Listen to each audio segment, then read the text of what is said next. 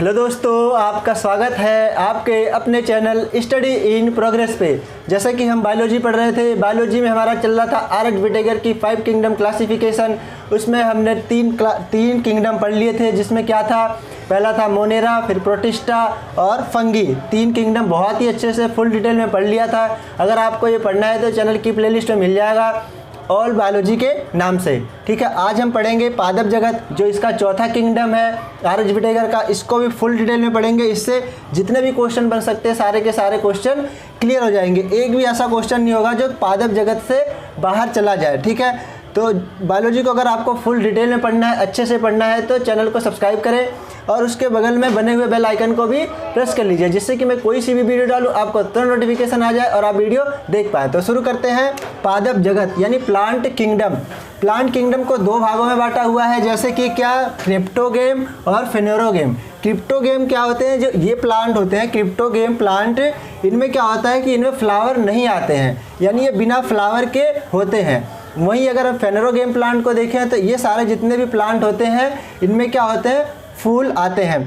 इनमें क्या होता है, जो फ्लावर्स होते हैं, जो इनके रिप्रोडक्टिव पार्ट होते हैं, जो इनके जननांग होते हैं, वो सब कवर्ड होते हैं, ढके हुए होते हैं। ठीक है, वहीं अगर फेनोरोगेम को देखें तो इनके जो जननांग होते हैं, यानी जो इनके रिप्रोडक्टिव पार्ट होते हैं, वो ये सारे के सारे बाहर की तरफ दिखाई देते हैं। रिप्रोडक्टिव पार्ट कौन से होते हैं प्लांट के, जैसे एंथर और स्टिग्मा। एंथर क्या है, मेल रिप्रोडक्टिव पार्ट है प्लांट का, और स्टिग्मा क्या है, फीमेल रिप्रोडक्टिव पार्ट है प्लांट का। ये सब हम आगे डिटेल में देखेंगे। अभी देखते हैं क्रिप्टोगेम और फेनोरोगेम प्लांट कौन कौन से होते हैं। क्रिप्टोगेम प्लांट होते हैं थैलोफाइटा, ब्रायोफाइटा और टेरिडोफाइटा। इन सबको ही हम डिटेल में पढ़ने वाले हैं। वहीं फेनोरोगेम क्या है, जिम्नोस्पर्म और एंजियोस्पर्म। अब देख लेते हैं थैलोफाइटा, इसके अंदर क्या होता है, और एंजियोस्पर्म क्या होता है। थैलोफाइटा के अंदर आते हैं एल्गी, फंगस और लाइकेंस। एल्गी को पढ़ेंगे हम, फंगस और लाइकेंस को हमने बहुत ही अच्छे से पढ़ लिया है, तो यहाँ हम एल्गी को ही पढ़ने वाले हैं। थैलोफाइटा के अंदर हम एल्गी को पढ़ेंगे। ब्रायोफाइटा में जितने भी ब्रायोफाइटा के प्लांट होते हैं सारे ब्रायोफाइटा के प्लांट देखेंगे। वहीं टेरिडोफाइटा में जितने प्लांट होते हैं सारे के सारे टेरिडोफाइटा के प्लांट देखेंगे। जिम्नोस्पर्म देखेंगे, पूरा जितना भी प्लांट होता है जिम्नोस्पर्म का। और एंजियोस्पर्म में क्या होता है, एकोटिलिडन यानी मोनोकोटिलिडन्स और डाइकोटिलिडन्स। तो सारे के सारे बहुत ही अच्छे से देखने वाले हैं। अगर हम थैलोफाइटा की बात करें तो थैलोफाइटा के प्लांट्स कैसे होते हैं। ये जो थैलोफाइटा के प्लांट होते हैं ये सारे विदाउट रूट स्टेम लीव्स वाले होते हैं। इनमें क्या होता है, रूट स्टेम लीव्स कुछ भी नहीं होता है, बस ये सिंपल थैलस लाइक स्ट्रक्चर से ये बिखरे रहते हैं। ठीक है, चिपके रहते हैं अर्थ से। ठीक है, और क्या है, ब्रायोफाइटा क्या होते हैं, ये जितने भी प्लांट होते हैं इनमें भी रूट स्टेम लीव्स नहीं होता है, लेकिन इनमें क्या होता है, ये छायादार होते हैं। ठीक है, छायादार होने के साथ साथ इसके में क्या होती है, पतले पतले से रेसे से निकले होते हैं। रूट स्टेम लीव्स इसमें नहीं होती है। अगर वहीं टेरिडोफाइटा की बात करें तो इनमें क्या होता है, रूट स्टेम लीव्स तो होता है, लेकिन इनमें वैस्कुलर यानी संवहन बंडल यानी वैस्कुलर बंडल यानी संवहन ऊतक, जो संवहन टिश्यू होते हैं यानी जाइलम फ्लोएम होते हैं, ये क्या होता है इसमें टेरिडोफाइटा में होते हैं, लेकिन ये क्या होते हैं, ये भी बिना फूल वाले होते हैं, ये भी फ्लावरिंग प्लांट नहीं होते हैं। वहीं अगर हम फेनोरोगेम के देखें, फेनोरोगेम में क्या होता है, जिम्नोस्पर्म और एंजियोस्पर्म होते हैं। जिम्नोस्पर्म के जितने प्लांट्स होते हैं ये सारे फ्लावर तो होते हैं, फ्लावरिंग होते हैं। इनमें क्या होता है, बीज भी बनता है, लेकिन जो बीज बनता है वो अनकवर्ड होता है, कवर्ड नहीं होता है। तो इसमें क्या होता है, ओव्यूल्स तो बनता है, यानी ओव्यूल्स तो प्रेजेंट होता है। ठीक है, ओव्यूल्स तो बनता है, लेकिन ओवेरी एब्सेंट होती है। क्या, ओवेरी एब्सेंट होती है। ठीक है, ओव्यूल्स बनता है लेकिन नेकेड होता है, अनकवर्ड होता है। कैसा होता है, नेकेड।